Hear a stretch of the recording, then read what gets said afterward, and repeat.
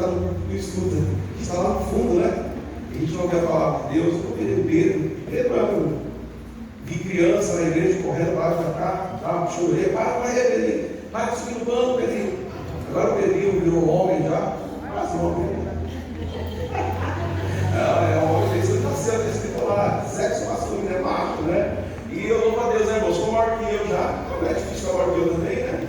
Mas ele era desse tamanho, e eu louvo a Deus. Você estava dando uma foto lá, Daniel, Pedrinho, aquele igual todo mundo, você foi com Jesus, aquela coisa e tal, a menina da Nádia, irmãos, tudo tipo, hoje tudo maior que eu, fico feliz deles terem sido maior que eu, e vai ser maior que eu em tudo, pode ter certeza, vai pregar melhor, vai fazer tudo melhor. Sabe por quê, irmãos?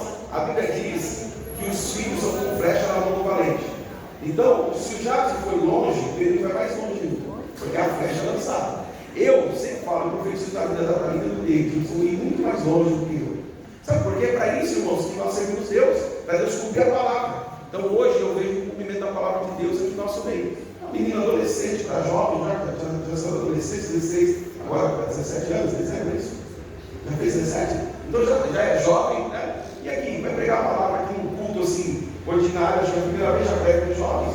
Eles, pode ter certeza, Deus está, mesmo Deus que está comigo, está com Deus, está com você. Agora, à medida que eu me disponho, Deus usa. Eu tenho certeza que Deus vai usar a vida dele. Sei das mãos aqui. Pai, em nome de Jesus, aqui para o Filho, Senhor, que nós amamos, vimos nascer, crescer, e temos a alegria, Senhor, de hoje poder, Pai, ouvir, Pai, do Senhor através da vida dele. Senhor Deus, qualquer pensamento, por exemplo, contrário da tua palavra, nós entendemos. Espírito Santo capacita, Senhor, e abençoa o teu filho e fala conosco em nome de Jesus. Amém. Vou passar a palavra para o Pedro. Lembrei agora do tu me ama, Pedro. Eu vou perguntar para esse Pedro se ele me ama também. Qualquer dia explico para ele. Mas nós vamos ouvir a palavra do Senhor e quero que você aplaude Jesus pela vida do Pedro. Amém?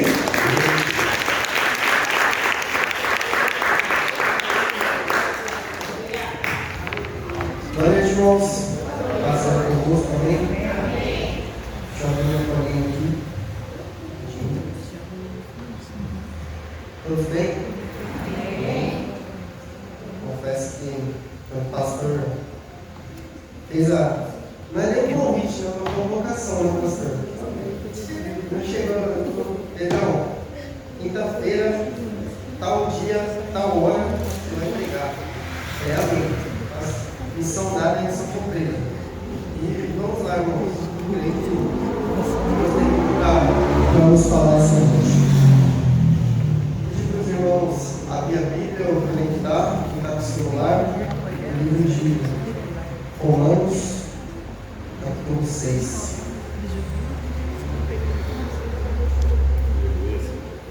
Glória a Deus.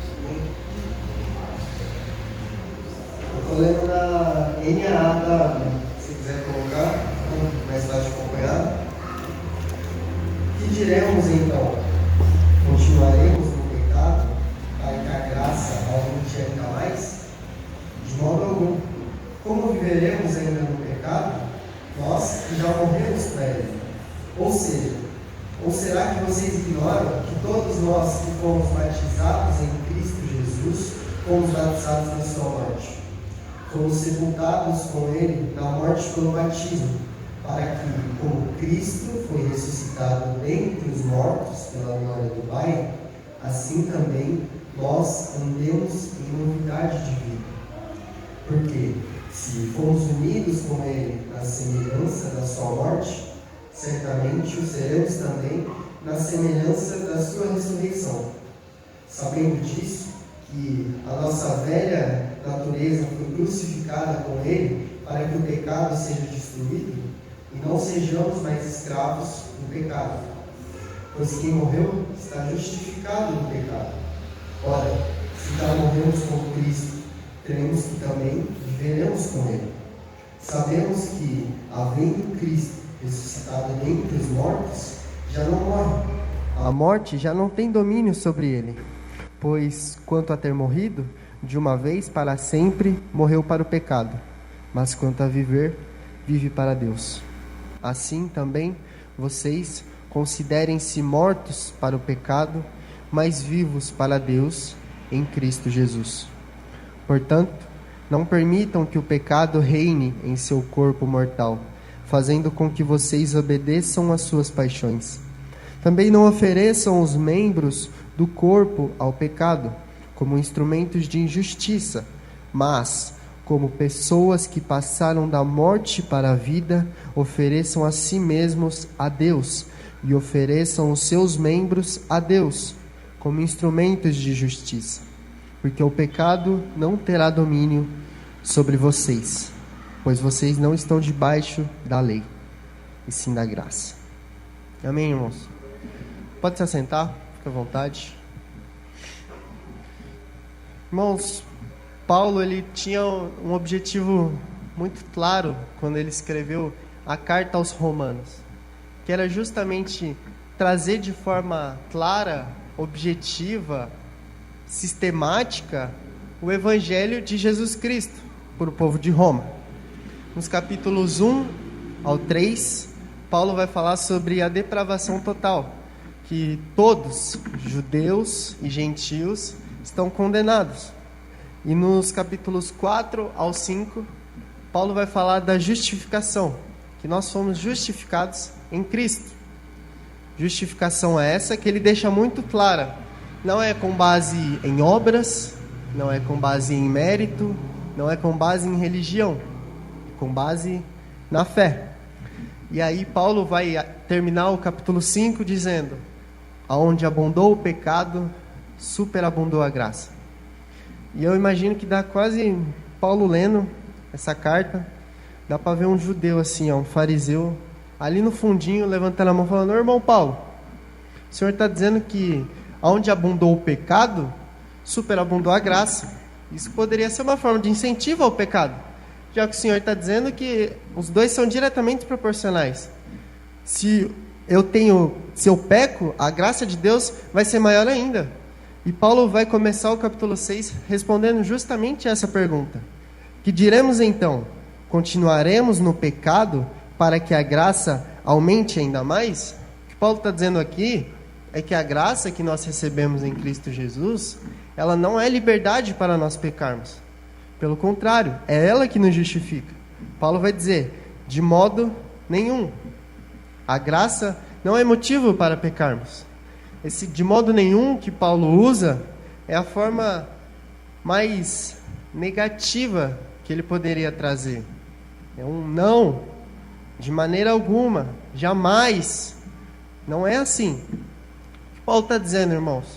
Ele está dizendo que um cristão e o pecado são duas coisas totalmente opostas. Ou você é crente, ou você vive pecando. Não dá para ser os dois ao mesmo tempo. Parte B do versículo 2 vai dizer: como viveremos ainda no pecado, nós que já morremos para ele? E como assim? Nós os que já morremos para o pecado? Porque eu não sei vocês, mas para mim, o pecado ainda está vivo dentro de mim. Eu sinto ele todos os dias, desde a hora que eu acordo até quando eu vou dormir. E é importante a gente diferenciar o pecado da tentação, irmãos. Tentação é quando você toma uma fechada no trânsito e você fala: ó, abençoado ali. Você não xinga, irmão. Você não pecou, você não desejou um mal, irmão.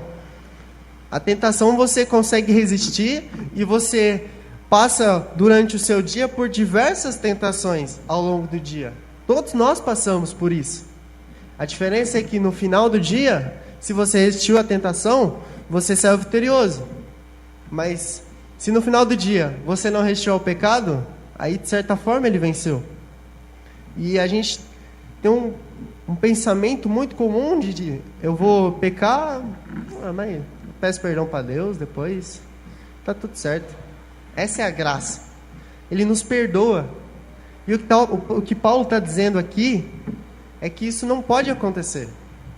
Isso não existe de você pecar na hora que você acorda, pecar no almoço, na janta, no café da tarde. Você peca em varejo, aí no final do dia, ô Senhor, me perdoa. Pede perdão em atacado. Não existe. É isso que Paulo está dizendo. Não tem como, isso não pode existir. Por quê? Porque nós morremos para o pecado. Quando que nós morremos para o pecado? E aí Paulo vai dizer que nós morremos para o pecado quando? Ou seja, versículo 3. Será que vocês ignoram que todos nós que fomos batizados em Cristo, fomos batizados na sua morte? Fomos sepultados com Ele na morte pelo batismo, para que, como Cristo foi ressuscitado dentre os mortos, assim também nós andemos em novidade de vida. E aqui Paulo vai entrar na primeira do que seria a atitude que a vida de um cristão tem que ter. Tem que se tornar algo habitual. E a primeira delas é o saber. Saber o quê? Quem somos em Cristo Jesus. Paulo vai dizer: será que vocês ignoram? Vocês não sabem que quando nós morremos que quando fomos batizados em Cristo Jesus, fomos batizados na sua morte? O que Paulo vai deixar bem claro para os irmãos aqui de Roma é que eles têm que saber quem eles são em Cristo Jesus e o que Cristo fez naquela cruz por amor a mim e a você. Ele morreu. E quando ele morreu, nós morremos. Quando ele foi sepultado, nós fomos sepultados. E quando ele ressuscitou, nós ressuscitamos. E aqui eu não estou falando de algo físico, irmãos, que obviamente não é físico, mas é algo que você crê.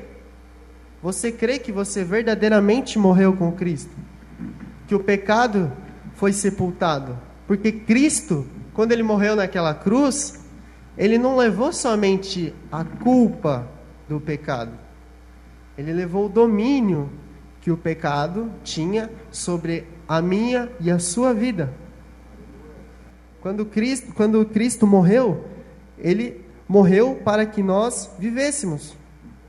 E quando nós ressuscitamos com ele, ele ressuscitou para que nós andássemos em novidade de vida. É isso que Paulo está dizendo. Assim também nós andemos em novidade de vida. Por quê? Porque se alguém está em Cristo, nova criatura é. As coisas velhas ficaram no passado e eis que tudo se fez novo. É exatamente isso que Paulo está dizendo.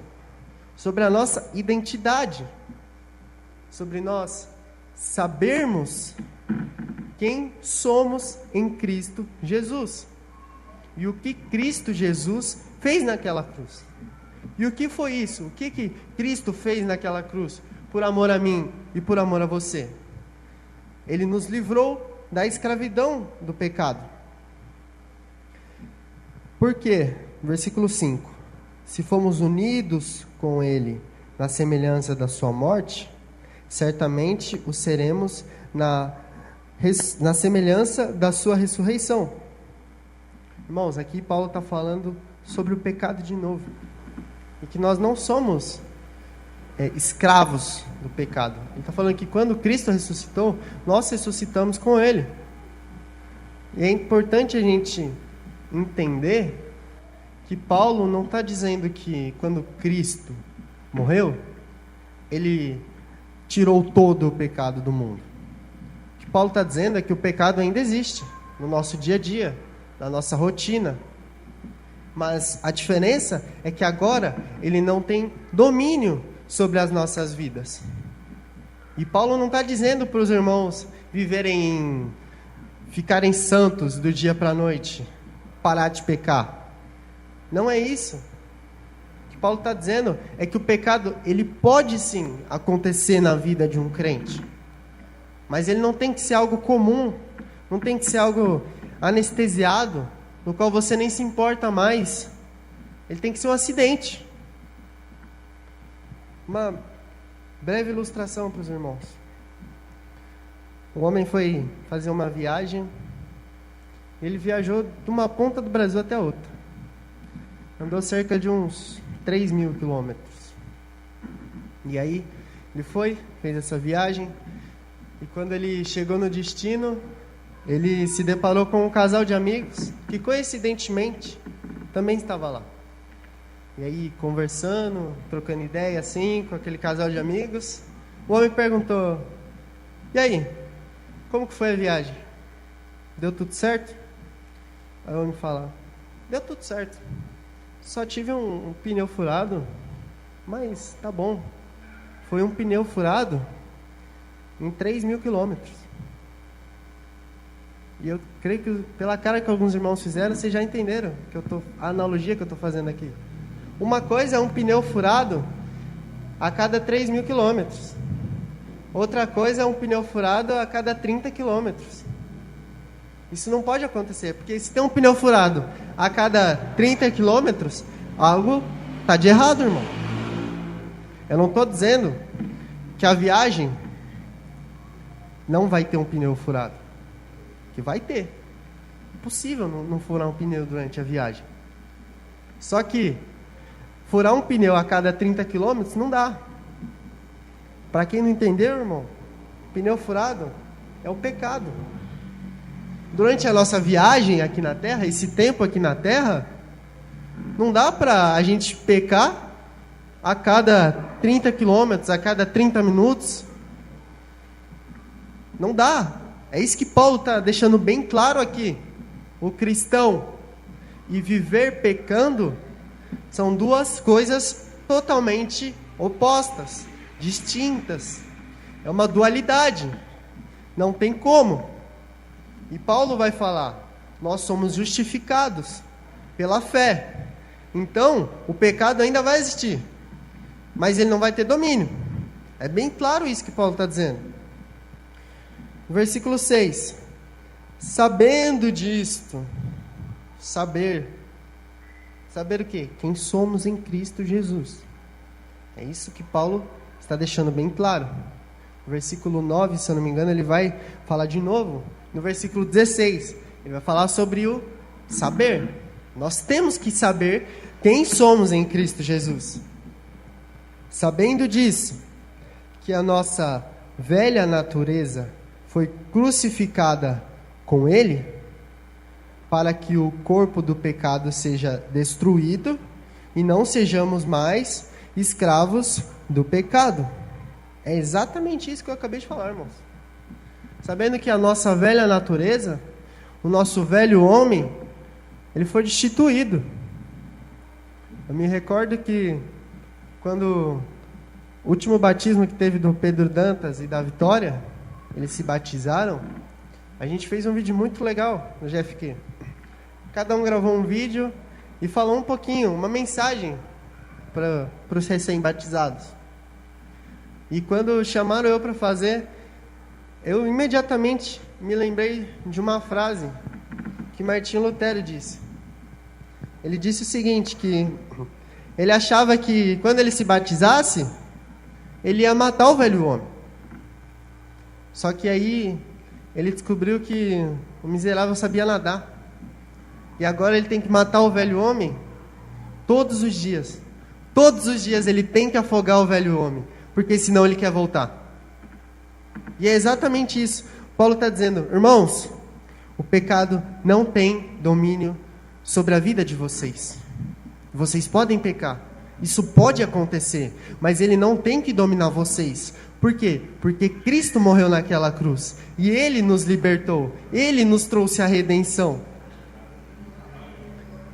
A escravidão, naquela época, era algo muito comum. Prisioneiros de guerra eram escravizados. Pessoas que não tinham dinheiro para pagar suas dívidas, elas trabalhavam como escravos para pagar sua dívida. E eu não quero nem pensar, irmãos. Imagina quantos escravos a gente não ia ter hoje em dia. Misericórdia. Serasa aí ia ter um monte de escravo. Interessante é que na escravidão nós temos uma relação nela. Tudo tem uma relação. E a relação da escravidão é a relação de patrão e escravizado. É sempre assim. Como que eu quebro essa relação? Ou o patrão morre, ou o escravizado morre. E o interessante é que foi isso que Deus fez por nós. Só que Ele não matou o patrão. Ele não matou o pecado que nos escravizava. Porque quando Adão pecou, e depois disso nós estávamos espiritualmente mortos, escravizados. E aí o segundo Adão, que foi Cristo, esse sim nos trouxe a redenção. Então, Deus, Ele não mata o pecado. Ele mata a vítima, o escravizado. E quem é essa vítima? Somos eu e você. E como assim eu morri? É o que Paulo diz nos versos 4. Nós morremos com Cristo. Fomos sepultados com Cristo. E ressuscitados com Cristo. Então é interessante a gente pensar que esse relacionamento de escravidão, ele se quebrou.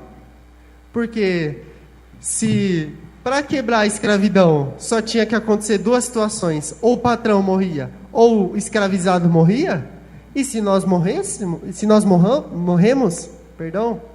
então foi quebrado esse laço, essa escravidão que nós tínhamos. E é exatamente isso que Paulo está dizendo. De novo, o pecado não tem domínio sobre a vida de vocês. Jesus Cristo nos trouxe graça, nos trouxe a redenção, nos trouxe o perdão. E aí, nos versículos 8, ele vai dizer: ora, se já morremos com Cristo, cremos que também viveremos com Ele. Sabendo que, havendo Cristo ressuscitado dentre os mortos, já não morre. A morte já não tem domínio sobre ele. Pois quanto a ter morrido, de uma vez para sempre morreu para o pecado. Mas quanto a viver, vive para Deus. E aqui Paulo está dizendo que Cristo, ressuscitado dentre os mortos, ele já não morre mais. E se Cristo não morre, a morte não tem mais domínio sobre ele. Correto? Porque se alguém é imortal, como ele consegue morrer? Ele não consegue. Então a morte não tem mais domínio sobre ele. O interessante, irmãos, é que o salário do pecado é a morte. Só que esse pecado, ele não tem mais domínio sobre Jesus Cristo que morreu. E como Paulo está dizendo que nós morremos com Cristo, ele está novamente enfatizando que nós morremos. Cristo morreu, nós morremos com Ele. E se Cristo morreu, a morte não tem domínio sobre Cristo. Então a morte não tem domínio sobre nós. O pecado não tem domínio sobre as nossas vidas. Você não é obrigado a fazer o que o pecado está te mandando. Por quê? Porque Jesus Cristo nos mudou, nos transformou. E se isso aí, irmão, não toca no seu coração, eu não sei o que vai tocar. Jesus Cristo nos livrou da culpa, do domínio que o pecado tinha sobre a minha e a sua vida.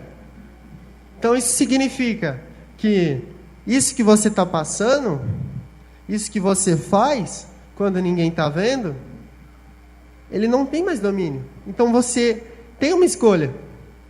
Ou você escolhe pecar, ou você escolhe não pecar. Isso vai depender do seu interior, de você. Muitas vezes, eu até anotei aqui, o crente olha para as suas lutas e pensa que nada mudou. Mas Paulo está mandando olharmos para a cruz. Uma vida cristã não começa com aquilo que nós fazemos para Deus. Ela começa com aquilo que Deus fez por nós em Cristo.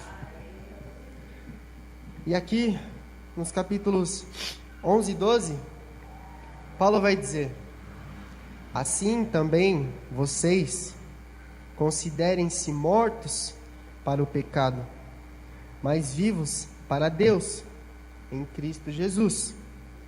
Portanto, não permitam que o pecado reine em seu corpo mortal, fazendo com que vocês obedeçam às suas paixões. Primeira atitude, primeira certeza que você tem que ter é saber quem somos em Cristo Jesus. E a segunda que Paulo está dizendo aqui é se considerar. Nós devemos nos considerar. Vou deixar fácil. Pastor, final do ano, não resisti.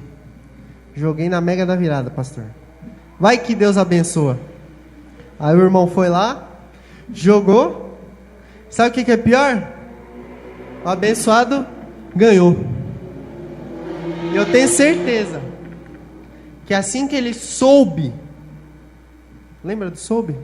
Que ele ganhou, ele já se considerou rico na hora. Nossa, eu vou... Bom, o pastor deixou, né? Misericórdia. Vou dar um carro pro pastor. Vou abençoar minha esposa. Vou dar um dinheiro para minha mãe. Para a sogra. Sogra? Assim que ele soube que ele havia ganhado, ele já se considerou. Então, se você sabe quem você é em Cristo Jesus, por que você não se considera aquilo que Deus já declarou que você é? Livre do pecado. O que te impede? Paulo está dizendo aqui, se considerem. Considerem-se mortos para o pecado, mas vivos para Deus em Cristo Jesus. É isso que Paulo está dizendo. Ignorem, considerem-se mortos para o pecado. Se vocês sabem quem vocês são em Cristo Jesus, se considerem mortos. E o pecado não terá domínio sobre vocês, porque ele já não tem. Portanto, não permitam que o pecado reine em seu corpo mortal, fazendo com que vocês obedeçam às suas paixões. Eu lembrei de Agostinho, que antes dele se converter, ele teve muitas amantes. E depois, quando ele se converte, ele vai fazer uma viagem, e aí ele encontra uma ex-amante dele. Ele está andando assim, ela está vindo atrás, ele... Agostinho! Sou eu, Agostinho! Sou eu! Aí ele andando, fingindo que não está nem ouvindo, só ignorando. Aí ela atrás, Agostinho, sou eu, volta aqui, você lembra de mim? Vem aqui, eu tô te chamando, Agostinho. Aí eu só sei que Agostinho vira e fala, é você, mas não sou mais eu. Ele vira as costas e vai embora. É assim que nós devemos agir quando o pecado vem chamar a gente. Vira e fala, ei, aquele não sou mais eu. Aquele é o meu velho eu. Eu sou nova criatura. O que eu fiz ficou no passado. Tudo se fez novo. Paulo está falando que para que nós não deixemos o pecado reinar sobre as nossas vidas. E aqui ele está fazendo uma personificação. Olha que palavra bonita. Até parece que eu falo chique. O que ele está fazendo? Ele está trazendo o pecado como uma pessoa, como um rei. Não deixe que o pecado reine. O pecado, ele agora é um rei. Um rei que quer dominar, que quer governar, que quer reinar sobre eu e você. Mas ele não reina, porque nós estamos com Cristo, que é Rei dos Reis e Senhor dos Senhores. Ele não tem mais domínio. Considerar-se morto para o pecado e vivos para Cristo Jesus. O pecado, ele ainda habita aqui. Ele ainda nos tenta. Mas se nós nos considerarmos mortos para ele e vivos para Cristo Jesus, nós somos vitoriosos. E a questão da vitória aqui não é algo financeiro, não é algo de prosperidade, mas é algo muito mais superior, é algo que transcende. Nós somos vitoriosos porque nós temos Cristo como nosso Senhor e Salvador. Saber quem somos em Cristo Jesus. 2, se nós sabemos quem somos em Cristo Jesus, nós devemos nos considerar mortos por pecado, mas vivos para Cristo.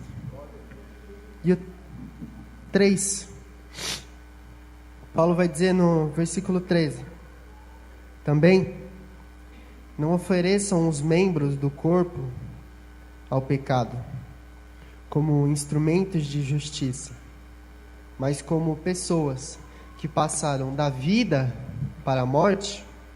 Ofereçam a si mesmos a Deus e ofereçam os seus membros a Deus como instrumento de justiça. Obviamente que Paulo não está falando para a gente tirar um pedaço do nosso corpo e dar para o pecado. Aqui a questão dos membros é o nosso corpo, é a nossa língua, é os nossos olhos, é a nossa inteligência, é aquilo que Deus nos deu. O que Deus deu na sua vida? Seja uma comunicação melhor para você conseguir convencer as pessoas melhor. E aqui Paulo está dizendo, não use isso que Deus te deu, não use os seus membros para fazer a injustiça. Não é para você usar a língua que Deus te deu para falar mal do seu irmão. Não é para você usar os olhos que Deus te deu para você ver o que você sabe que você não deve ver. Não é para você utilizar quaisquer outras coisas que Deus nos deu. A sua mente, ela não pode ser ocupada com a verdade ou com aquilo que nos afasta de Deus. No início, o que o diabo plantou em Eva foi a dúvida.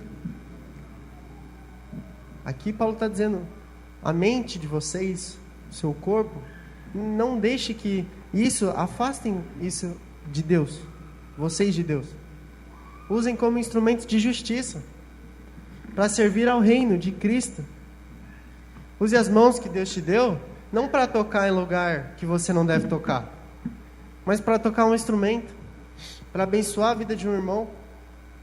Paulo está dizendo para nós usarmos o que Deus nos deu como instrumento de justiça para Deus, porque é isso que Ele se alegra, que nós possamos nos oferecer. Paulo vai dizer, não ofereçam os membros do corpo ao pecado como instrumento de injustiça, mas como pessoas que passaram da vida para a morte. Nós passamos da vida para a morte. Cristo morreu, nós morremos com Ele e ressuscitamos da vida para a morte. Ofereçam a si mesmos a Deus e ofereçam os membros a Deus como instrumentos de justiça.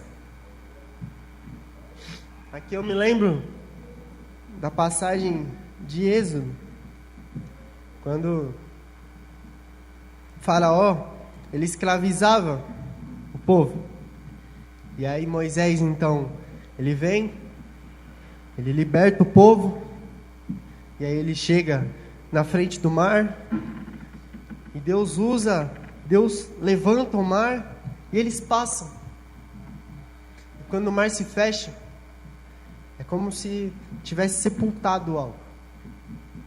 Porque agora nós temos, de um lado, Faraó, a vida que eles tinham de escravizados, e agora do outro lado, nós temos a vida que eles têm, uma vida de liberdade, com Cristo.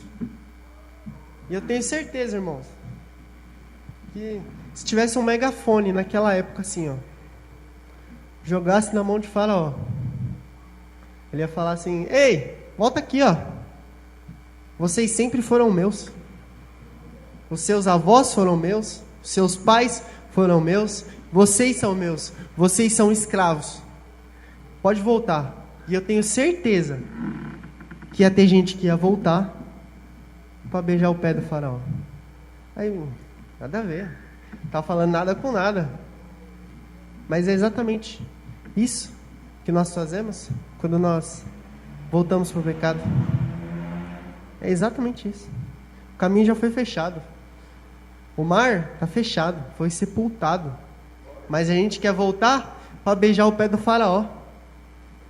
A gente quer voltar para beijar o pé do pecado.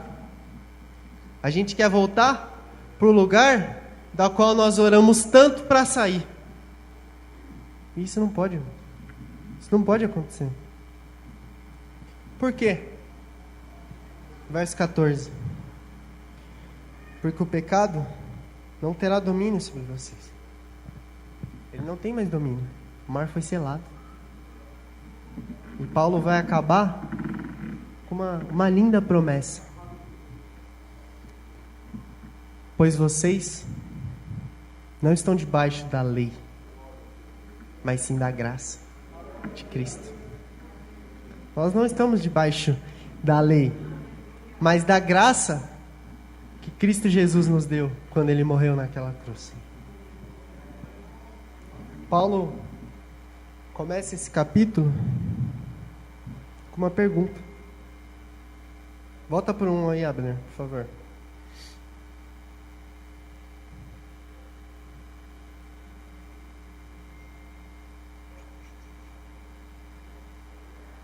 Por 1, versículo 1. Que diremos então? Continuaremos no pecado para que a graça aumente ainda mais? O capítulo 6, ele é uma resposta a essa pergunta. É só isso que ele é.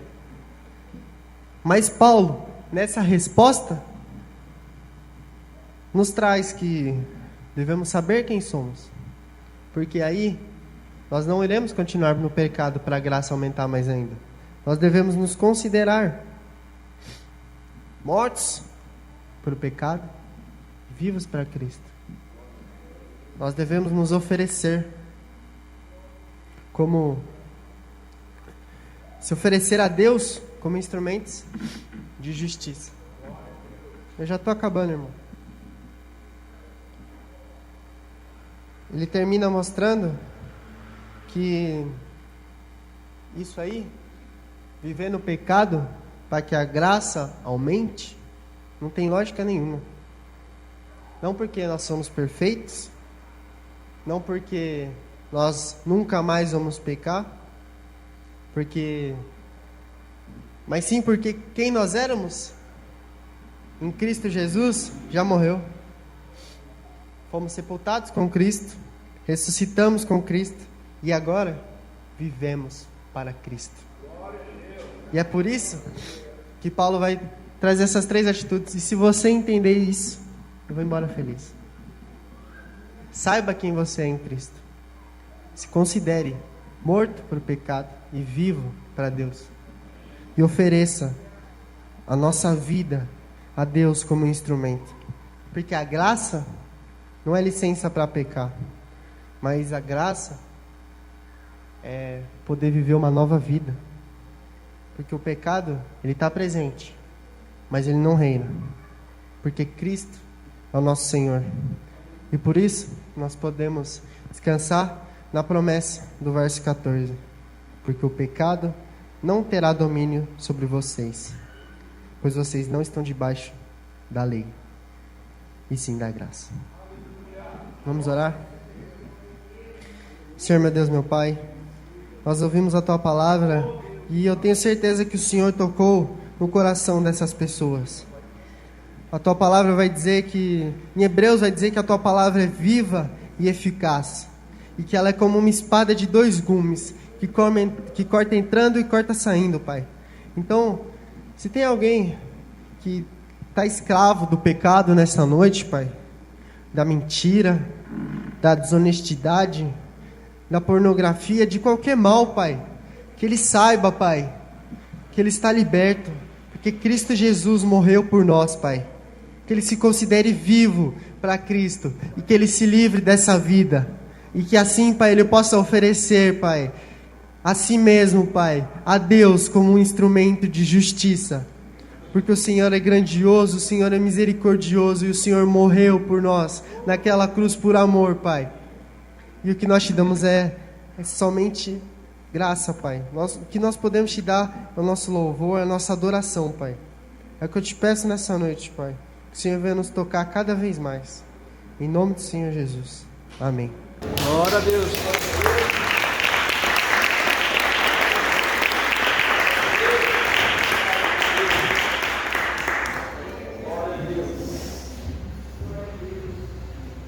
Esse palavrão abençoado, né, irmãos?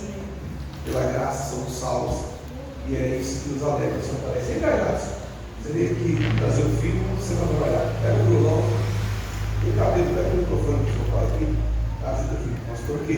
Irmãos, depois de 2 meses e meio, eu consegui cruzar minhas pernas. Uma coisa tão simples, cruzar as pernas, né? Mas eu para 3 vezes eu não conseguia cruzar as pernas. Hoje o médico, quando eu fazia os testes, eu passei de questão de como estou com as pernas cruzadas. Que bênção. Coisa tão simples, né, irmão? Quando você tem um problema, você escolhe a graça de Deus mais abundante também. Tem um cântico que ele pregando, ele vai cantando, ainda que.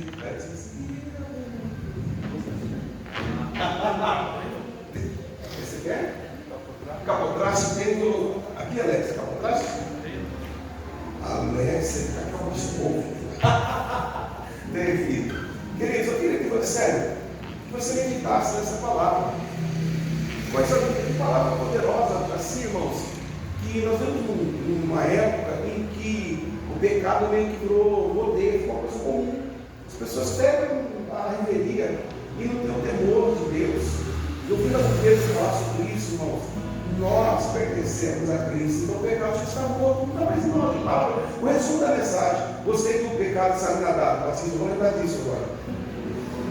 Que o pecado é o pecado nadar, né? Então, batismo tem que matar ele todo dia. Batizei, pronto. Não, queridos, eu sei uma coisa: que aquele que está em nós é que opera o milagre. E ele nos afasta do mal, nos aproxima. Eu quero que você curvar a sua cabeça, já tenho esse louvor, e que se tem uma área da tua vida que você tem dificuldade, irmão, nós somos humanos. Eu sou humano, você é humano, eu sou humano, e tem área da nossa vida que nós temos dificuldade. Se você tem, pega essa palavra como aposta, Senhor, está escrito. Meu filho falou nessa noite que a graça, ela está em mim, através de Cristo, eu pertenço a Cristo. Então a lei, ela vai ser sepultada em nós, porque não há mais legalidade, já levou a vida. Quando já assumisse essa canção, eu queria que você está em casa, você está aqui, fizesse a sua oração. Todos nós, como diz o Pedro, já amanhecemos e temos o pecado, mas ele não domina mais nós, se nós estivermos em Cristo. Vai falando com Deus. Jesus. Com gemidos que palavras não podem explicar. Ele leva ao Pai as minhas intercessões. Fala com ele aqui.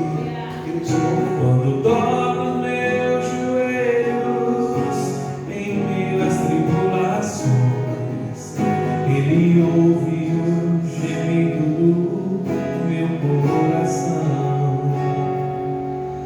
Senhor, a ti confesso, não dá pra viver sem sentir a tua presença em meu ser. Sou eterno dependente, ser humano tão carente. Estou de novo aqui e quero teu poder. Confia nele. Ainda que pra te servir, Jesus, eu tenha que chorar. Te servirei porque comigo estará. Sofrer contigo é bem melhor do que errar.